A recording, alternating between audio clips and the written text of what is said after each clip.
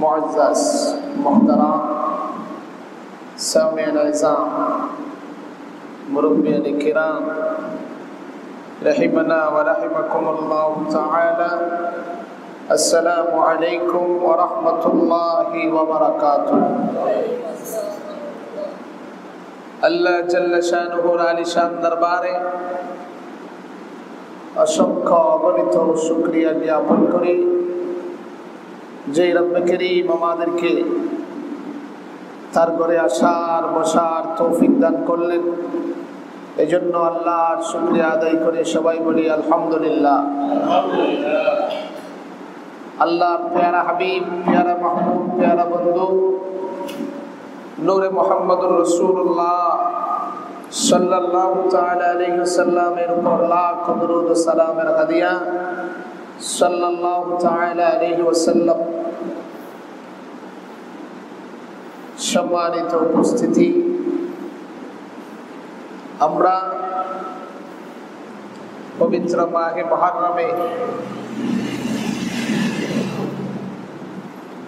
মুহররমের শুহাদায়ে কারবালার স্মরণে আমরা ধারাবাহিক কারবালার বয়ান শুনে আসছি। গত জুমায় আলোচনা হয়েছিল ইমাম মুসলিম রাদিয়াল্লাহু তাআলা আনহু নির্মমভাবে শহীদ করা হয়েছিল সেই ইয়াজিদ, পাপিষ্ঠ ইয়াজিদের নির্দেশে।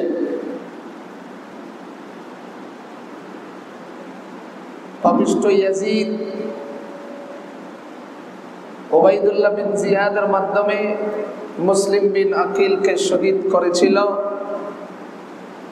মুসলিম বিন আকিল যখন কুফার জমিনে এসেছিল, তার সাথে তার দুইটা মাসুম বাচ্চা কুফার জমিনে এসেছিল। ইমাম মুসলিম রাদিয়াল্লাহু তাআলা আনহুকে যখন শহীদ করা হয়, তার 8 বছরের ছেলে মোহাম্মদ, 6 বছরের ছেলে ইব্রাহিম, দুইটা ছেলে ওই কুফা নগরীর প্রধান বিচারপতি কাজী শুরাইহের ঘরে আশ্রয় নিয়েছিল।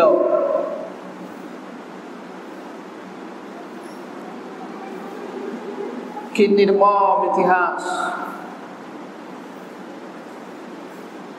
এই কারবালার জমিনে ছোট ছোট মাসুম বাচ্চারা পর্যন্ত শহীদ হয়ে গিয়েছিল।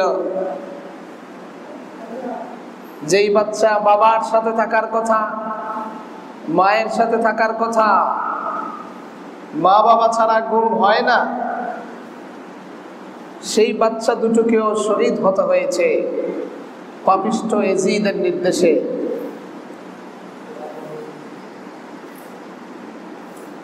উবাইদুল্লাহ বিন জিয়াদ পাপিষ্ঠ ইয়াজিদের নির্দেশে কুফার গভর্নরি পেয়ে সন্ত্রাস, নির্যাতন, নিপীড়ন চালিয়েছিল। ইমাম মুসলিমকে শহীদ করার পর আবার উবাইদুল্লাহ বিন জিয়াদ ঘোষণা করে দিল যে ইমাম মুসলিমের দুইটা ছেলে মোহাম্মদ আর ইব্রাহিম, এই দুইজনকে যে গ্রেফতার করে দিতে পারবে, এনে দিতে পারবে, তাকে পুরস্কৃত করা হবে। নাউজুবিল্লাহ বলে। আর যার ঘরে আশ্রয় দেয়া হবে তাকে শাস্তির আওতায় আনা হবে।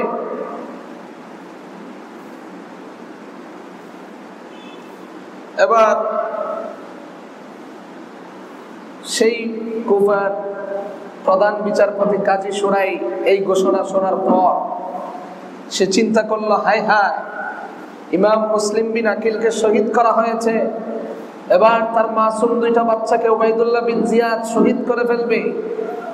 আমার ঘরে আশ্রয় দিয়েছি, নবী বংশের পরিবারকে আমার ঘরে আশ্রয় দিয়েছি, যেভাবেই হোক আমি তাদেরকে মদিনার জমিনে পৌঁছে দেব। সুবহানাল্লাহ বলে।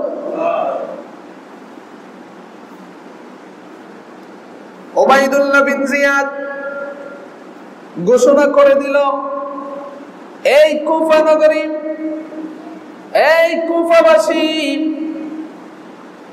তোমাদের কারো ঘরে যদি মুসলিম বিন আকিলের দুইটা ছেলে আশ্রয় নিয়ে থাকে তাহলে তাকে আমি শাস্তির আওতায় আনব। আর যে ব্যক্তি মুসলিম বিন আকিলের দুইটা ছেলেকে আমাকে গ্রেফতার করে এনে দিতে পারবা তাদেরকে আমি উবাইদুল্লাহ বিন জিয়াদ পুরস্কার দেব।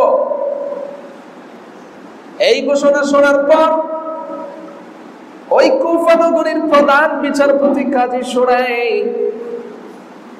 এবার ওই দুইটা ছেলে উবাইদুল্লাহ বিন জিয়াদের ঘোষণা শোনার পর কাজী শুরাই তার চোখের মধ্যে ওই মাসুম দুইটা বাচ্চা শহীদ হওয়ার চিত্র কল্পনা করতে লাগলো। শহীদ হওয়ার দুইটা বাচ্চা শহীদ হয়ে যাবে এভাবে একটা কল্পনা আসতে লাগলো। এই করুণ পরিণতি দেখার পর, কল্পনা করার পর কাজী শুরাই বলতেছেন, নয় নয়, আমি মোহাম্মদ আর ইব্রাহিমকে এই ইরাকের জমিন থেকে মদিনার জমিনে পৌঁছে দেব। সুবহানাল্লাহ। এবার তার ছেলে আসাদ, কাজী শুরাইহের ছেলে আসাদকে ডেকে বললেন, বাবা এদিকে আসো, এই যে মুসলিমের দুইটা ছেলে মাসুম বাচ্চা, এদের তো কোনো দোষ নেই, বাবার সাথে চলে এসেছে, বাবার মহব্বতে এসেছে, সুতরাং পাপিষ্ঠ ইয়াজিদ এদেরকেও বাঁচতে দিবে না। আমি চাই আজকে রাত্রির ভিতরে তাদেরকে তুমি মদিনার পথে পৌঁছে দিবি। সুবহানাল্লাহ।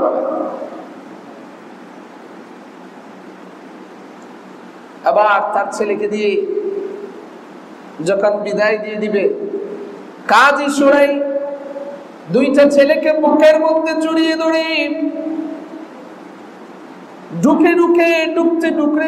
ডুকরে কাঁদতে লাগলেন। আরে বাবাজিরা রে, তোমরা নবী বংশের পরিবার, আওলাদে রাসূলের পরিবার, আমি চাই তোমরা যেন সহি সালামতে মদিনার জমিনে চলে যাও। এবার দুইজনকে বুকে জড়িয়ে আদর করতেছে, শেষ বিদায় জানিয়ে দিবে। এবার সময় যখন ওই যে মুসলিম বিন আকিল শহীদ হয়েছিল, দুইটা ছেলে জানে না তার বাবা শহীদ হয়েছে। যখন কাজী শুরাই এভাবে কাঁদতে লাগলেন, দুই ভাইকে যখন বিদায় দেওয়ার সময় কাজী শুরাই এমনি ভাবে কাঁদতে লাগলেন। এবার এক ভাই আরেক ভাইয়ের দিকে তাকিয়ে বলে, ভাইজান, ও ভাইজান, কি হয়েছে? কাজী শুরাই কেন কান্না করতেছে? এবার বড় ভাই জিজ্ঞেস করলো, হুজুর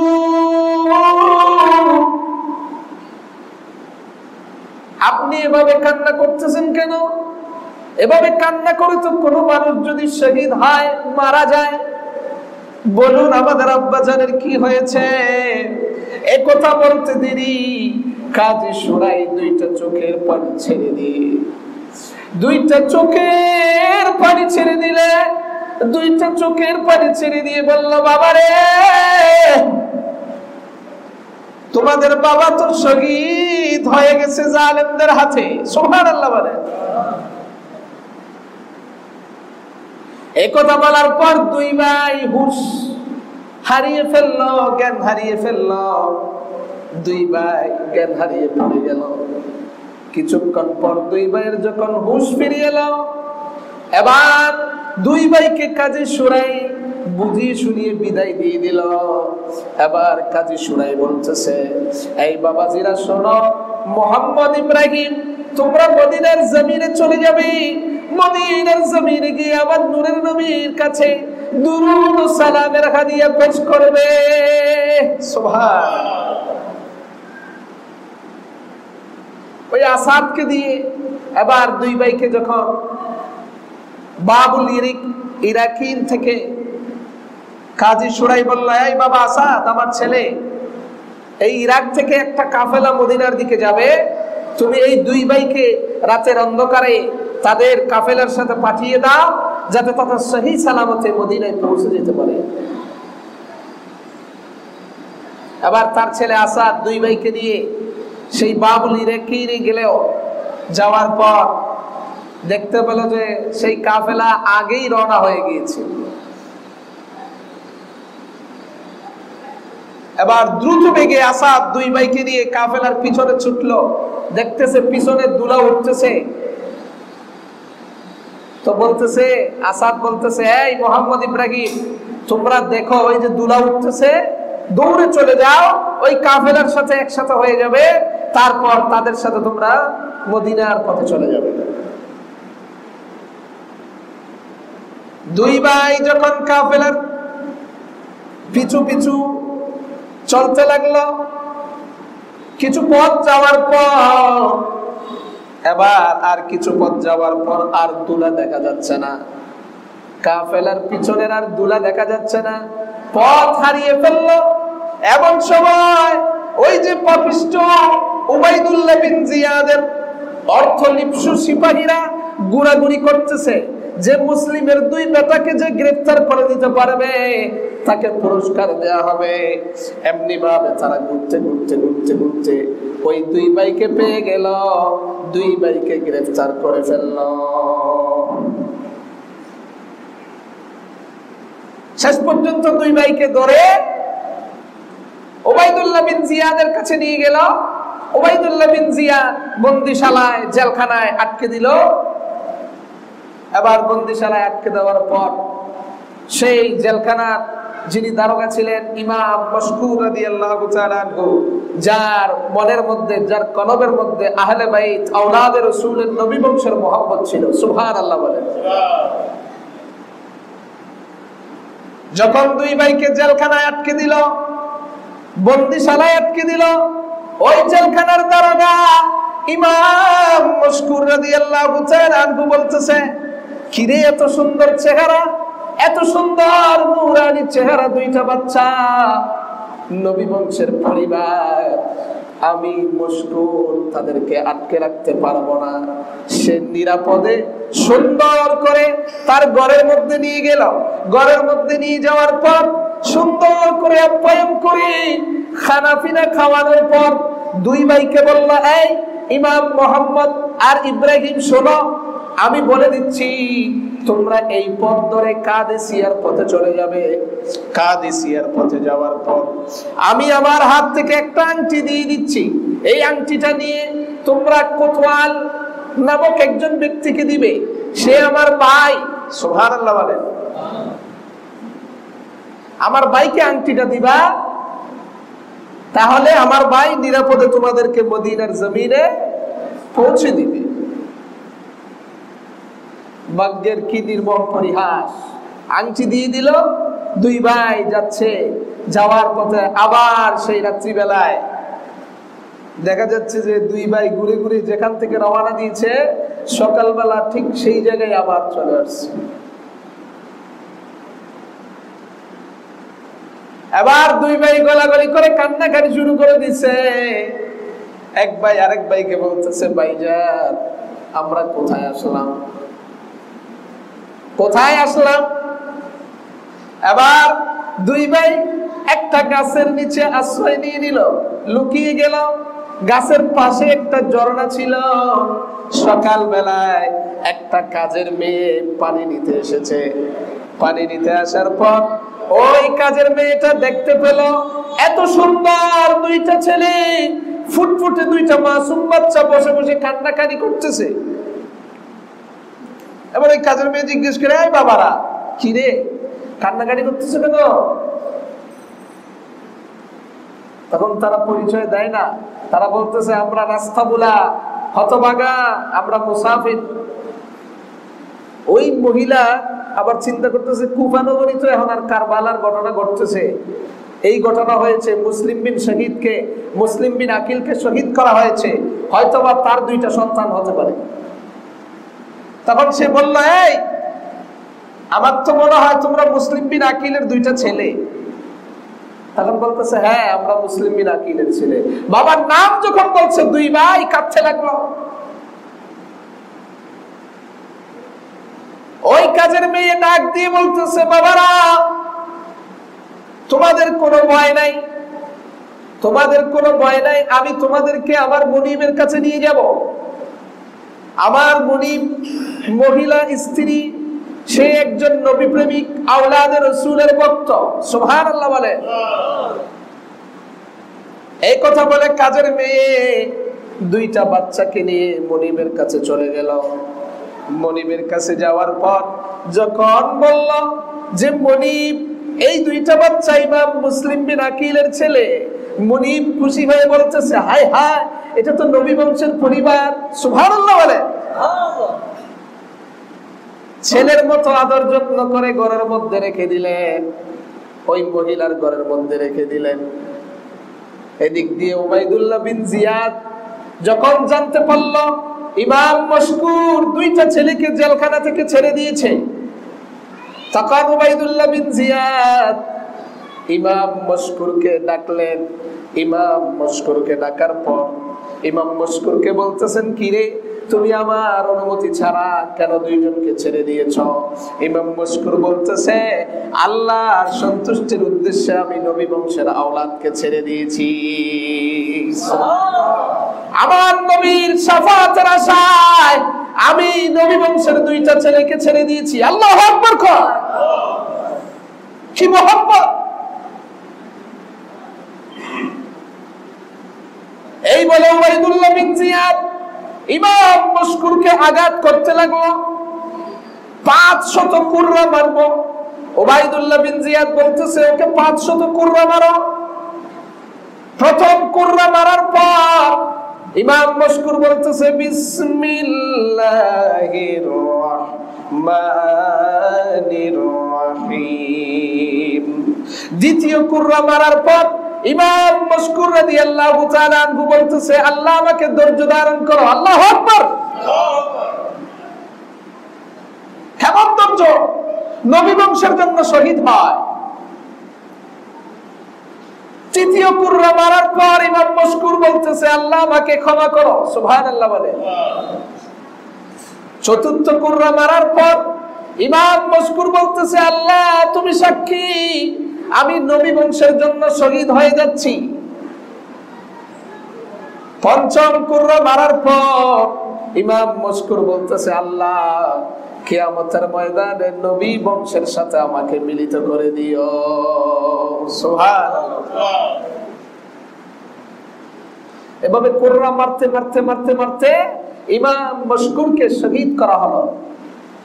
রাওজাতুশ শুহাদা, তারিখে কারবালা, শামে কারবালা, আল বিদায়া ওয়ান নিহায়া, এই কিতাবের মধ্যে অনেক অনেক ঘটনা। ওইদিকে ওই মহিলা ছেলে দুইটাকে ইমাম মুসলিমের দুইটা বেটা মোহাম্মদ আর ইব্রাহিমকে সুন্দর করে রাতের বেলা খানা খাওয়ায়, আরাম করে বিছানা করে দিলেন। এই বাবারা, আজকে রাত্রিতে সুন্দর করে ঘুম যাও। এমন সময় ওই পাষণ্ড মহিলার স্বামী, যার নাম ছিল হারেস, হারেস ঘরের মধ্যে চলে আসলো। বিকাল বেলায় ঘরে আসছে, এবার স্ত্রীকে ডাক দিয়ে বলতেছে, স্ত্রী ডাক দিয়ে বলে, স্বামী কোথায় গিয়েছ? এবার স্বামী বলতেছে, তুমি জানো না? কয় কি হয়েছে? উবাইদুল্লাহ বিন জিয়াদ ঘোষণা দিছে, যদি মুসলিমের দুইটা ছেলে পাওয়া যায় তাইলে পুরস্কার পাওয়া যাবে। নাউজুবিল্লাহ বলে।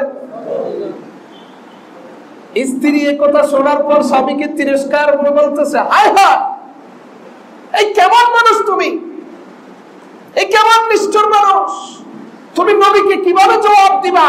তুমি নবী বংশের দুইটা সন্তানকে ধরিয়ে দিতে যাচ্ছ অর্থের লোভে। স্ত্রী এত কথা বলার পর এবার স্বামী স্ত্রীকে উত্তর দেয়, আমাকে দেশে আবার কয় না মাঝে মাঝে, তুই বেশি কথা কইস না, তোর কথা হনবার বন্ধ না। আবার কয় কি কয় না? এখন অর্থের লোভে তার মাথা ঠিক নেই। এখন স্ত্রীকে বলতেছে, তুমি বেশি কথা বললো না, আমার এত ইয়ার দরকার নাই, নবী বংশের মোহাম্মত দরকার নাই, আমার টাকার দরকার। নাউজুবিল্লাহ বলে। এবার স্ত্রী মনে মনে চিন্তা করতেছে, দুইটা সন্তানকে কিভাবে কিভাবে রক্ষা করা যায়। সুন্দর করে খাওয়াই দাওয়াই দুই ভাইকে একটা কামরায় গোপনে রেখে দিলেন, তালা মেরে দিলেন। স্বামীকে খাওয়া দাওয়া করানোর পর এবার শুয়ে গেলেন।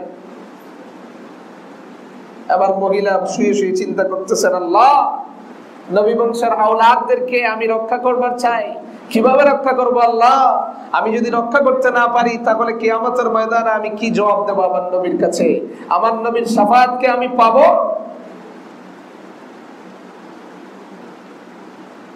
বিছানা করে যখন রাত্রিবেলায় ঘুমিয়ে গেল, ঘুমিয়ে যাওয়ার পর ওই দুইটা ভাই ইমাম মোহাম্মদ আর ইব্রাহিম, দুই ভাই রাত্রিবেলা স্বপ্নে দেখতেছে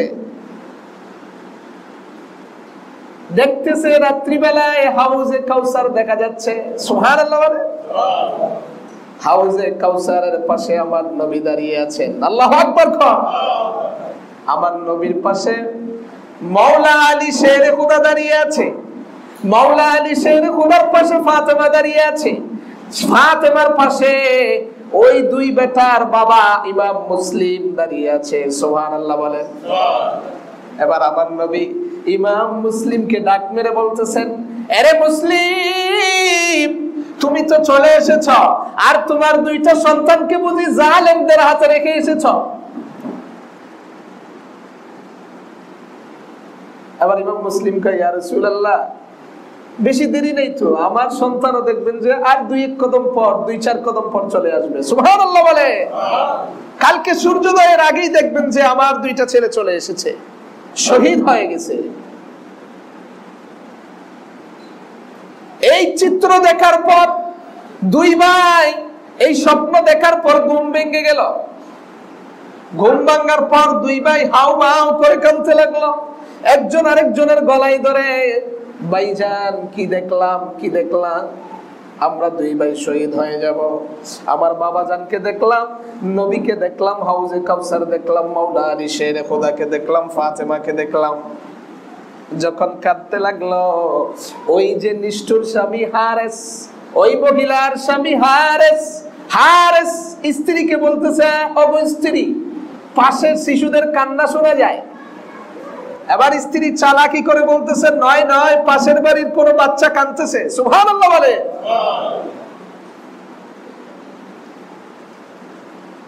হারেস খুব চালাক, অর্থের লোভে মাথা নষ্ট হয়ে গেছে, জ্ঞান হারিয়ে ফেলেছে। এবার সে তার স্ত্রীর কথা মানল না। সে ঘুম থেকে উঠে ঘরের ওই পাশে অন্য রুমে তালা দেওয়া রুমে চলে গেল। চলে যাওয়ার পর তালা খুললো। তালা খোলার পর দেখতেছে ফুটফুটে দুইটা সন্তান তার ঘরের মধ্যে রয়েছে। এবার সে জিজ্ঞেস করতেছে, এই বাবারা, তোমরা কারা? তো ছেলেরা মনে করছে যে এই ঘরের মহিলা যেহেতু আমাদেরকে আশ্রয় দিয়েছে, তাহলে তো ঘরের কর্তা তো আর আমাদেরকে কি করবে না, মারবে না, আমাদেরকে ধরবে না। তারা এই মনে করে বলতেছে, আমরা হলাম মুসলিম বিন আকিলের দুই ছেলে। এই কথা বলার পর নিষ্ঠুর হারেস বলতেছে, হায় হায়, বলে কি? সারাদিন আমি এই দুইজনের জন্য এত ঘোরাঘুরি করলাম, আর আমার ঘরের মধ্যে এই দুইটা রয়েছে। এই বলে দুই ভাইকে কষাঘাত করতে লাগলো। নিষ্ঠুর হারেস দুই ভাইকে মারতে লাগলো। স্বামীর মায়ের দেখে স্ত্রী চলে আসছে। স্ত্রী এসে স্বামীর পায়ে পড়ে গেল, ও আমার স্বামী, নবী বংশের দুইটা ফুলকে তুমি মাইরো না, এগুলো আমার নবীর বংশধর, এদেরকে মারলে তুমি নবীকে কি জবাব দিবা? আমি তোমার দুইটা পায়ে ধরি, তাদেরকে তুমি মাইরো না। স্বামী স্ত্রীর কথা শুনলো না, স্ত্রীকে ধাক্কা দিয়ে ফেলে দিল, স্ত্রীর মাথা ফেটে গেল। এবার ওই হারেস দুই ভাইয়ের চুল ধরে দুই ভাইয়ের চুলের মধ্যে বেঁধে ওখানে রুমের মধ্যে রেখে দিল। সে বলতে লাগলো, দুই ভাই রুমের মধ্যে দরফর করতে থাকো, সকালবেলা তলোয়ার দিয়ে তোমাদেরকে আমি চির নিদ্রায় শায়িত করে দেব। নাউজুবিল্লাহ বলে। সকাল হয়ে গেল। এবার এই নিষ্ঠুর হারেস দুই ভাইকে নিয়ে টেনে হেঁচড়ে ঘর থেকে বের করে নিল। আর মারতেছে দুই ভাইকে নিয়ে খচ্চরের উপর তুলে। এবার দুই ভাইকে নিয়ে সেই ফোরাত নদীর তীরে চলে গেল। ফোরাত নদীর তীরে যাওয়ার পর স্ত্রী পিছনে পিছনে দৌড় দিছে। কাজের মেয়েটাও পিছনে পিছনে দৌড় দিছে। হায় হায়, দুই ভাইকে শহীদ করে দিবে মাসুম বাচ্চা। এবার ফোরাত নদীর তীরে নিয়ে দুই ভাইকে শহীদ করে দিল। নাউজুবিল্লাহ বলেন। শহীদ করে এবার সে খুশিতে তার দুই ভাইয়ের দেহ ফোরাত নদীতে ফেলে দিয়ে দুইটা মাথা থলের মধ্যে করে ওবাইদুল্লাহ বিন জিয়াদের কাছে নিয়ে যাচ্ছে। ওবাইদুল্লাহ বিন জিয়াদের কাছে নিয়ে যাওয়ার পর আবার ওবাইদুল্লাহ বিন জিয়াদ যখন দেখতেছে দুই ভাইয়ের মাথা নিয়ে এসেছে, ওবাইদুল্লাহ বিন জিয়াদ বলল, পাপিষ্ঠ, তোকে কি তাদেরকে শহীদ করতে বলছি, মারতে বলছি? আমি তো বলছি জিন্দা গ্রেফতার করে দিতে। আল্লাহর কি খেলা দেখে। একথা বলার পর ওই নিষ্ঠুর হারেস দুই ভাইয়ের মাথা নিয়ে ওবাইদুল্লাহ বিন জিয়াদের কাছে যখন গেছে, ওবাইদুল্লাহ বিন জিয়াদ বলতেছে, হারেস রে, আমি এজিদের কথা দিয়েছি, এজিদের কাছে চিঠি লিখেছি, আপনি যদি অনুমতি দেন তাহলে মুসলিম বিন আকিলের দুইটা ছেলে আপনার কাছে আমি জীবিত নিয়ে যাব, কিন্তু তুমি তো শহীদ করে ফেলেছ। এবার ওবাইদুল্লাহ বিন জিয়াদ মুকাতিল নামক একজন জল্লাদকে ডেকে বলল, এই জল্লাদ, এই পাপিষ্ঠ হারেসকে এমন ভাবে হত্যা করবা যেমনি ভাবে মুসলিম বিন আকিলের দুইটা ছেলেকে হত্যা করেছে। সুবহানাল্লাহ বলে। সেই হারেসকে নিয়ে জল্লাদ দুইটা মাথা নিয়ে, মুহাম্মদ আর ইব্রাহিমের দুইটা মাথা নিয়ে সে এবার হারেসকে নিয়ে ফোরাত নদীর দিকে চলে যাচ্ছে। হারেস অনুনয় বিনয় করে বলতেছে, ভাই ওবাইদুল্লাহ, জল্লাদ, আমার তুমি মাইরো না। ওই জল্লাদ যেই জল্লাদটাকে পাঠিয়েছে সেটা হলো নবী বংশের জল্লাদ ছিল। সুবহানাল্লাহ বলে। সে কি আর ছাড়বে? সে ছাড়বে? জল্লাদ ডাক দিয়ে বলে, হারেস রে, তুমি আমার নবীর বংশধরের গলায় ছুরি চালিয়েছ, আমি তোমাকে ছাড়বো না, আমি তোমাকে ফোরাত নদীর তীরে নিয়ে যাব। এবার হারেসকে নিয়ে ফোরাত নদীর তীরে চলে গেল। দেখতে পেল ফোরাত নদীর তীরে জখম অবস্থায় ওই হারেসের স্ত্রী পড়ে আছে, আর কাজের মেয়েটা মারা পড়ে আছে। এবার ওই জল্লাদ জিজ্ঞেস করলো, এই হারেস, এই দুইটা মানুষকে? হারেস বলতেছে, একটা হলো আমার স্ত্রী, আরেকটা হলো আমার কাজের মেয়ে। স্ত্রী জখম হয়েছে, হুঁশ ফিরেছে, জ্ঞান ফিরেছে। এবার স্ত্রী ওই জল্লাদকে বলতেছে, এই জল্লাদ, আমার পাপিষ্ঠ এই স্বামী মুসলিম বিন আকিলের দুইটা ছেলেকে শহীদ করেছে। একথা জানার পর এবার ওই জল্লাদ মুসলিম বিন আকিলের দুইটা ছেলে মুহাম্মদ আর ইব্রাহিমের দুইটা মাথা ফোরাত নদীর তীরে ফেলে দিল। সুবহানাল্লাহ বলেন। ফোরাত নদীর তীরে, ফোরাত নদীর মধ্যে দুই ভাইয়ের মাথা ফালাইতে দেরি আর পানির নিচ থেকে দেহ ওঠে, মাথার দেহ একসাথে হয়ে গেছে। আল্লাহু আকবার।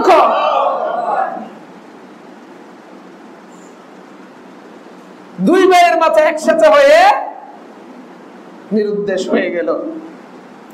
এবার জল্লাদ কা হারেস, তারা পাইছে আজকে, আমার অনুমতি দিছে, হারেস, তুমি নবীর বংশধরকে এভাবে হত্যা করেছ, আজকে তোমাকে আমি হত্যা করব। এবার হারেস তার বাহিনী নিয়ে বলল, হারেসকে দাও। ধরার পর বলল, আগে দুইটা হাত কাটো। এবার হারেসের দুইটা হাত কেটে ফেলা হলো। দুইটা পা কাটো, দুইটা পা কেটে ফেলা হলো। তার দুইটা কান কাটো, দুইটা কান কেটে ফেলা হলো। তার চক্ষু উৎপাটন করে ফেলো, তুলে ফেলো, তার চক্ষু তুলে ফেলা হলো। এবার তার পেট ফেলে, তার পেটের মধ্যে দুইটা হাত, দুইটা পা, দুইটা কান আর চক্ষু পরে দিয়ে ফোরাত নদীর মধ্যে ফেলে দিল। সুবহানাল্লাহ বলে। ফোরাত নদীর মধ্যে ফালাইতে দেরি, এবার হারেসের লাশ ফোরাত নদী নিচ্ছে না। সুবহানাল্লাহ। ফোরাত নদীর ঢেউ টলমল করতেছে।